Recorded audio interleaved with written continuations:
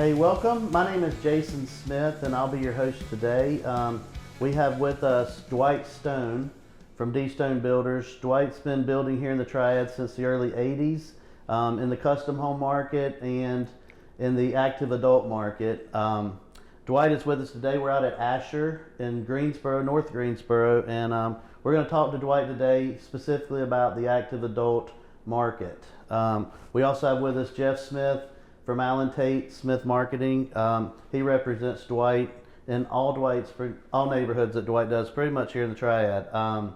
So we're going to start out and just ask some questions about the market and just kind of see where it goes. But Dwight, in broad terms, what are active adult buyers looking for today in your product?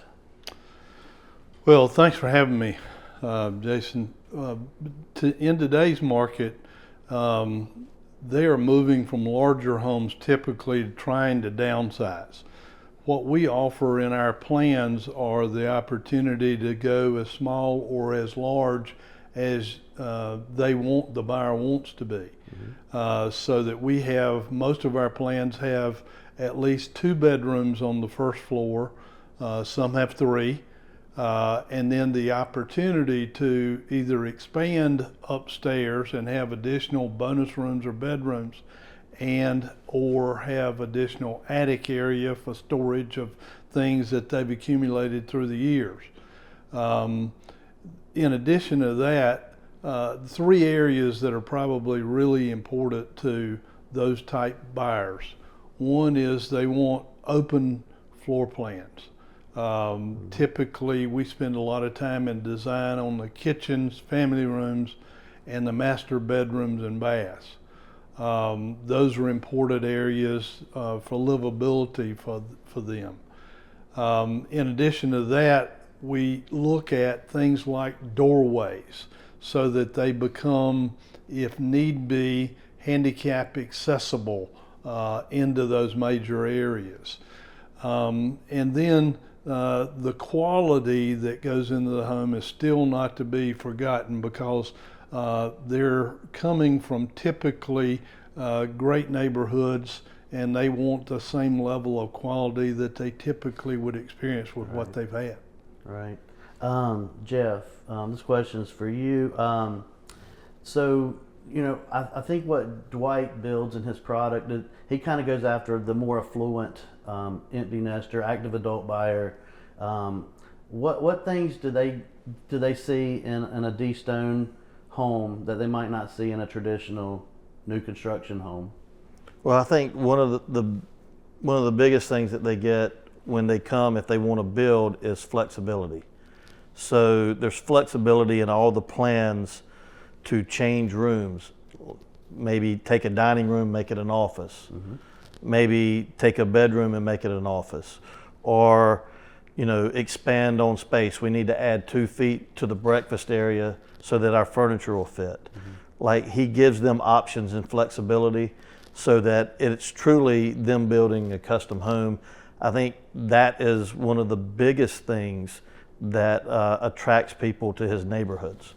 Right. So a lot of the buyer profile that comes, and not all, but many buyers that come to your product are seeking the more custom product versus maybe a volume type builder product where they can make less changes and modifications and build a suit.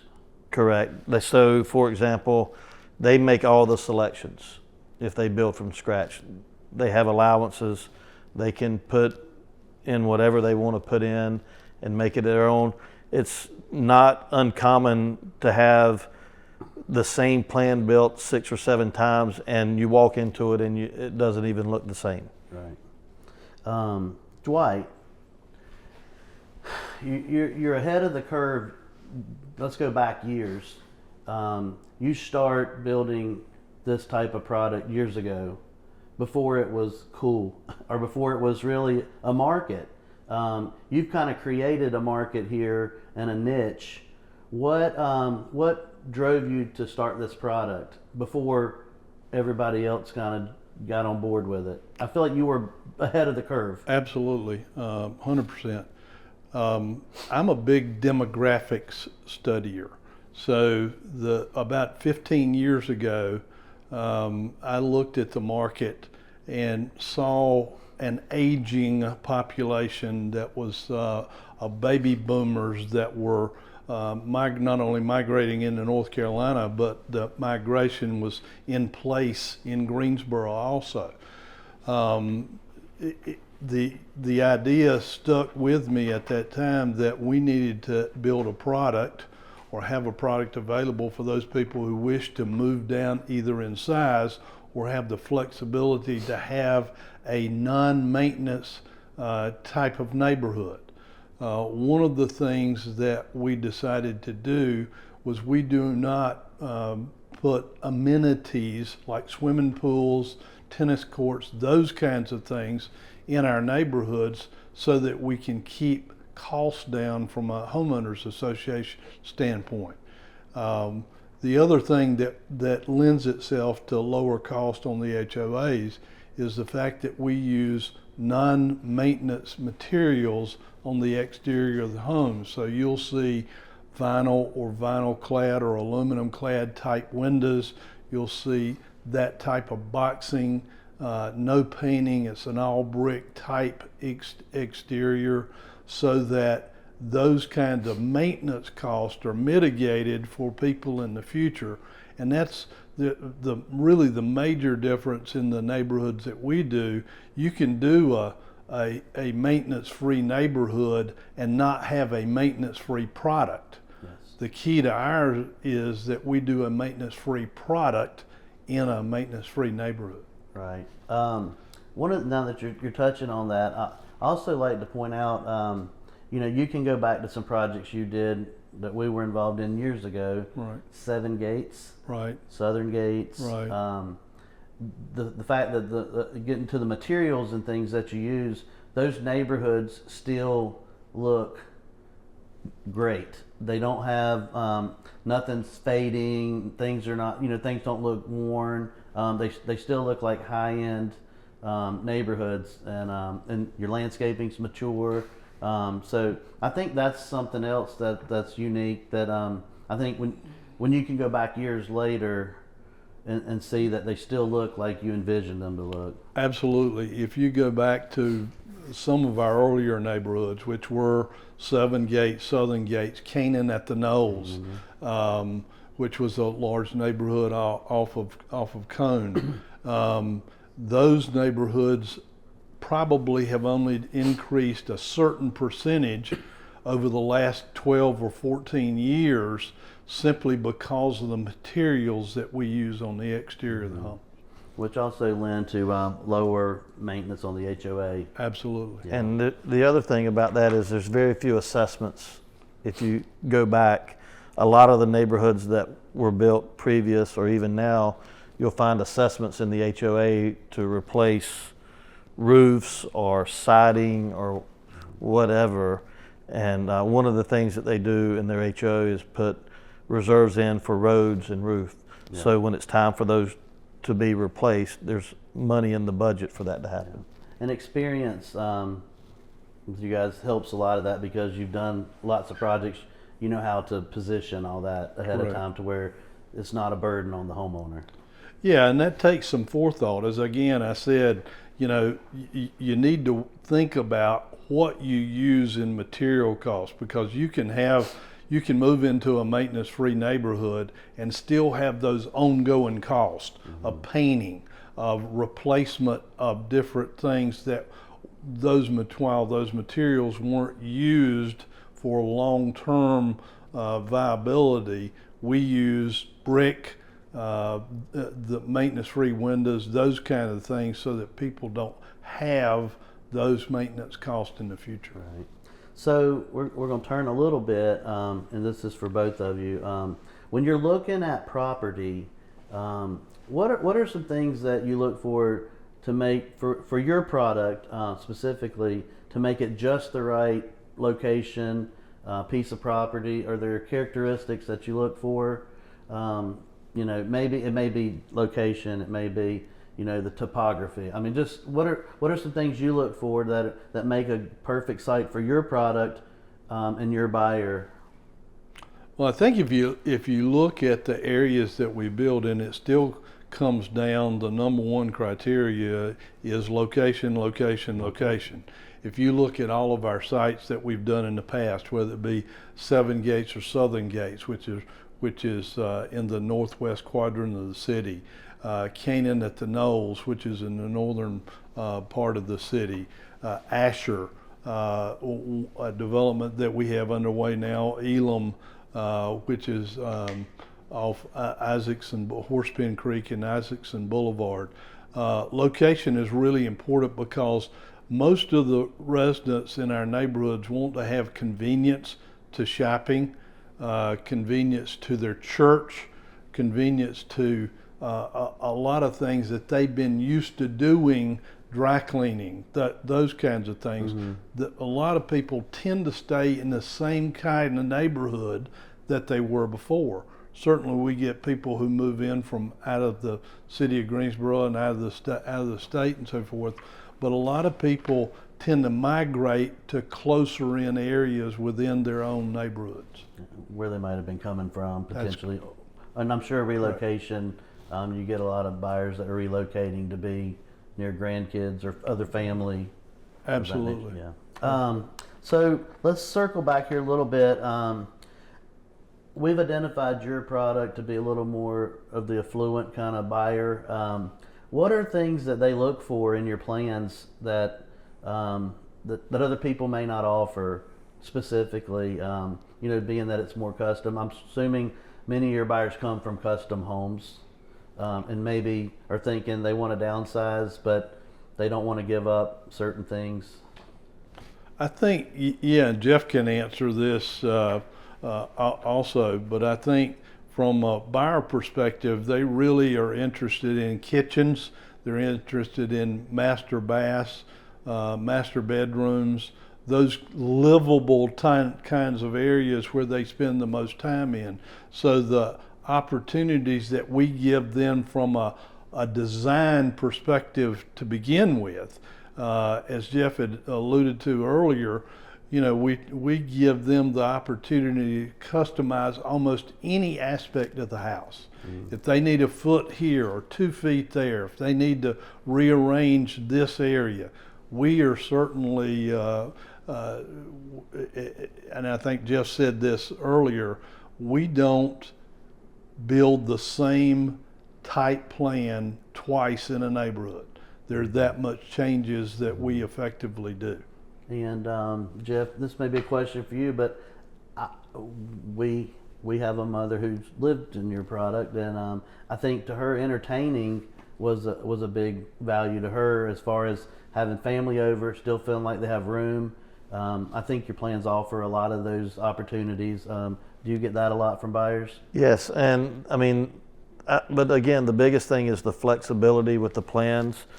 People have like different needs, and they all live different, and I tell people all the time, everybody's idea of downsizing is different. And that's one of the biggest things with Dwight's houses. Somebody may be coming from 2,800 square feet that only needs a ranch that's 2,100, and we've had people move from 7,000 square feet that need 4,000 square feet. And we can give both of those clients what they need, and in the same plan. We can do a 2,100 square foot ranch and then build 1,800 to 2,000 square feet above it, and it's the same plan built 2 different ways. People have needs, like we can put elevators in. Everybody has different needs, and his ability to meet the needs, the specific needs of clients, I think is the biggest thing he has going for him. So how do you guys deal with the differences? Let's say a buyer comes in and wants to not finish the second level. So now you've got a square footage and a price of that. Or if they finish the whole thing upstairs, and then you have the gap in the price per square foot. How does that impact your sales, or does it? Well, I think that from, and Jeff knows these numbers better than I do, but we've had in the same neighborhoods, for example, Elam, or this neighborhood of Asher. We've got prices that range from 400, the high 400, 500,000s, 500s to 800,000. Right. And a lot of it depends on the level of finishes, but it also depends on the level of square footage that we wind up finishing for those. And a great example is a house in Elam. We've built plans that are as low as 2,100 square feet. We've got plans in Elam that are over 4,000 square feet. So we provide that flexibility of being able to live on one level, but then finishing as much up as you need to have in your desires. So the reason I bring that up is, Well, typically, I think where you're going is like a ranch that's lower square footage is going to be much more per square foot than when you finish space upstairs. So we don't, I mean, most of the appraisers that work on these homes understand, like, okay, it's a ranch and there's 2,000 square feet of unfinished space. So the price per square foot is going to be a little bit higher, as opposed to the guys finishing 2,000 square feet. And whenever you go up, the price per square foot comes down. And we've been fortunate in that in this price point and in this product, a lot of the buyers are cash buyers. So we have good comparables from the beginning and very rarely have issues with appraisals. right. Well, one of the things I was going to touch on, and just so buyers know that are looking at the product, and it's also carried over to single family and all other areas of new construction, is the price gap from your entry price into a project to your upper end price. The gap has spread over the years.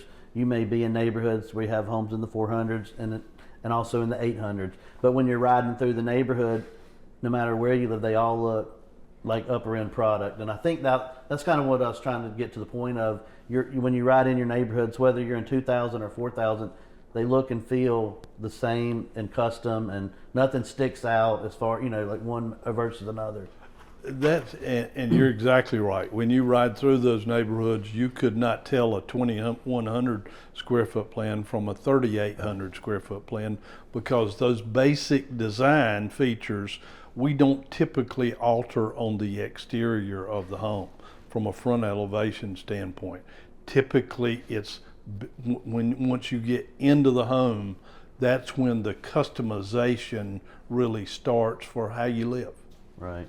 So we're going to maybe get a little lighter here. On a lighter note, what are some of the most unusual requests that you've had people ask for over the years? Anything that stands out? You got to have something, sure. I've got a couple things. One that we're doing right now, I won't say what neighborhood, but we're doing a bourbon room for a couple that he's a bourbon collector. So we're doing sort of a showcase room for him to sample his wares and to store his materials and store his bourbon and so forth. We've also done, we have several gun collectors, valuable collectors. We've done safe rooms where you could not tell, if you walk by the room, you would not tell that there's a room there because it's a hidden entrance or a disguised entrance, that kind of thing, so that they have maybe different kinds of valuable items within that safe room. Jeff, any? The bourbon room was the one that came to mind for me. I mean, because it's pretty fresh and it's a pretty neat idea. And the guy basically took a dining room and enclosed it with glass doors, and it's gonna be a pretty neat thing. All right. So stepping back, let's say a buyer comes in, relocating from out of town or whatever, and they want to build a new home. What is the process? Do they have a consultation? kind of figure out which plan they like, and then they come in and meet and discuss any changes? What's that process look like? Jeff? Well, yeah, a lot of times they'll reach out, and I'll meet them, and I'll take them to the different neighborhoods. Right now it's mainly Asher and Elam, and we'll try to walk through the plans to see which plans fit their needs. And sometimes they can narrow it down to a plan, and sometimes they can't. And then we'll schedule an appointment with Dwight, and we'll sit down and go through their wish list, what they must have, what they'd like. He prices it, and he itemizes it. We get it back to the client, and they make decisions. And at that point in time, we get a deposit, and Dwight has plans drawn. And then from there, they have allowances, and Dwight has an interior designer through his office that they deal with, and she sets up appointments and things like that for selections, and they work with her and the building superintendent for that neighborhood. So how hard, and I do a lot of custom stuff too, so I'm sure I know the answer, but how hard is it to keep folks in this product line on a budget? Or do they get, when let's say you sell something for $500,000, generally speaking, they're going to probably upgrade 5%, just what does that look like? Yeah. Well, typically what I tell all of our clients is I can't account for their taste, because it runs from a range of modest expectations to exorbitant kind of expectations. So what we've historically, based on what people have spent in the past and to use as a budgetary items, we have allowances in a lot of categories for different things like carpet, hardwood floors, cabinetry, lighting fixtures, the tile, those kinds of things. So the expectation is going in, when we sit down to do the contracts and when we talk about pricing, is I tell them, we have a sort of a counseling session, and I say, listen, your expectation, you're going to walk into a designer showroom of appliances, and you're going to be oohed and awed with different kinds of selections. Once you get past the emotional kind of charge of being able to select different things, be reasonable about what your selections are, because you can spend money in areas that you really live in, and that's okay, but be maybe more selective in areas that are in other parts of the home. So it's a process. We have a designer in-house. We also have a number of vendors that we've used in the past. They give us great deals. So we send those people to these vendors, but they're also allowed to use other outside vendors. Yeah. Well, the other easy thing with this is that, for example, this model is built to the standard specs. So I can show them this and say, this is the quality. You can choose the colors and that sort of thing. But if you chose everything exactly like this house, you would be the base price. So it gives them an idea of where they start. And then if they move up from that, then like Dwight said, everybody has their own taste. And that's where I was getting ready to go, is that, the nice thing about your product is you have product to show. Correct. And when they get their allowances, hey, what you see is within our budgets. So as long as you don't pick anything out above and beyond, within reason, you should be within, allowance, because you've built so many of these. You pretty much know to a science what it's going to cost and what those budgets need to be and allowances. And some of the things we can go ahead and price, like if they want hardwoods in the bedrooms, if there's a specific type of range, like if somebody wanted a wolf or something like that, we can go ahead and price some of that on the front end so they have an idea. So we were just chatting earlier. Let's talk about the flooring. Obviously, you used to do a lot of sand and stain. Have you gone away from that to more engineered product, or what do you guys do on that now? Well, we still offer both. Okay. But in today's environment, people tend to want wider type plank floors. When you go wider on a floor, it tends to cup with natural woods. Engineered floors, the wider you go, is a much better product to use. It won't cup, it won't split, those kind of things. So we've seen a tendency more towards engineered type flooring than a sand and finish type floor. Yeah.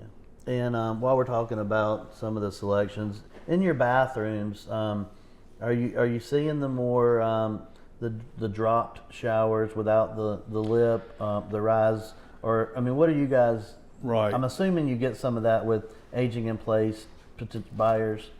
It's sort of become a standard feature with us in the master bedrooms and master bathrooms, is that the curbless showers, what we call just walk-in entry-level showers with no curbs, is sort of the standard for us now.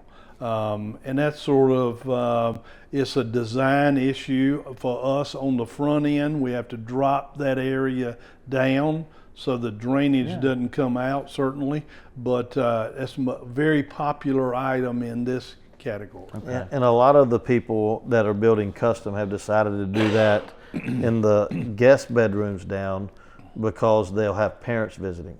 Yeah. So he ends up doing that in the guest bedrooms as well, because they have older parents who may or may not at some point be in walkers or wheelchairs. So are a lot of your buyers doing the tub still, or just the expanded custom showers, or? Yeah, we typically will do larger. I mean, showers today are much larger than they used to be. Right. And typically doing the curbless showers, zero entry, what we call zero entry showers, they are handicap accessible already.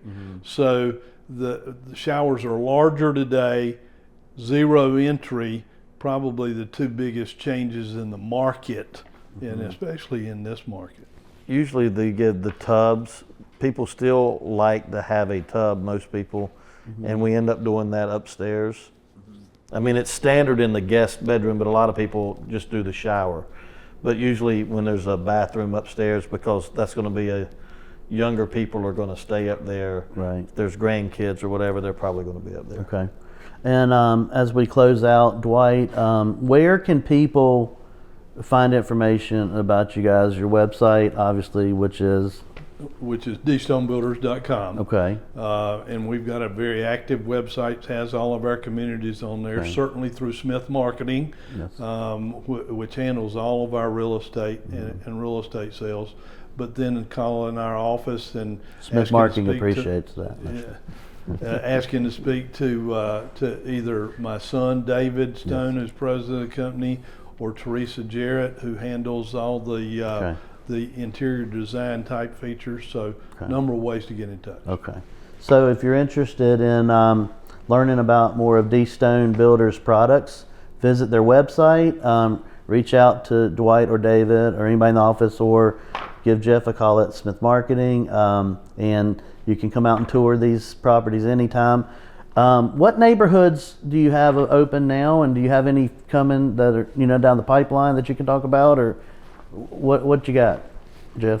Well, we have Asher, which is off of Lake Brant Road on Trosper, and then we have Elam, which is right near New Garden and Horsepen Creek at the intersection of Isaacson and Horsepen Creek. Those are the two townhome communities that we have. We have a couple of single-family neighborhoods that we're selling. Shiloh, which is in the Stokesdale Oak Ridge area, and we're getting ready to start a gated community off of Plainfield Road, and kind of, I guess it's not in the town of Summerfield, but it's in Summerfield. That's called Lions Gate. Okay. There'll be 30 lots, estate lots. That's pretty much what we have going right now, I believe. Okay. Correct. All righty. Well, thank you guys for joining us. And if you have any questions, again, you can certainly reach out to Dwight Stone or Jeff Smith, and we'll get you covered. Thank you.